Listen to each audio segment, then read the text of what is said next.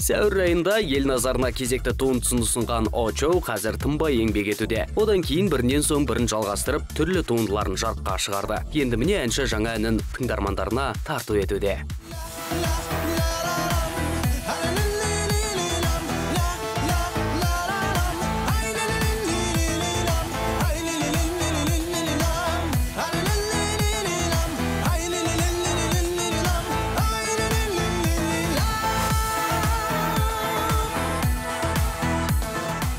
Ән теңдеуі жоқ махаббатым деп аталады. Ал Очоудан қалысқысы келмеген Айқын Төлепберген Арман Дүйсеновтен жаңа ән алмақ. Алайда бірге тырысса да шабыт келер емес. Оны әнші өзінің Instagram парақшасында жариялады. Қос өнерпаз музаларын таба алды ма, әлде таба алмады ма? Оны алдағы уақытта білетін боламыз. Айтпақшы, құрметті көрермендер, Олжас Абайдың тың туындысын сіздер gakun.kz сайтынан тыңдап, ұнап жатса, өздеріңізге жүктей аласыздар. Ендеше бағасын бере отырыңыздар.